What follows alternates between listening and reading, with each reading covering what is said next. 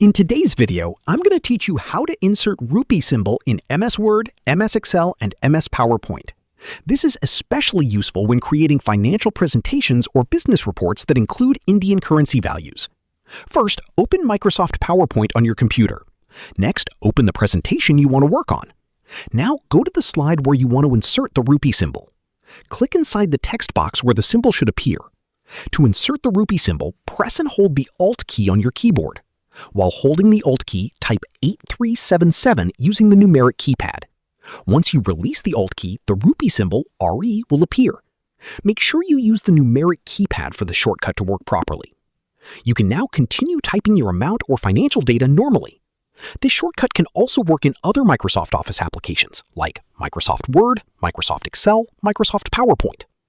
Using the Rupee symbol helps make your documents and presentations look more professional and easier to understand.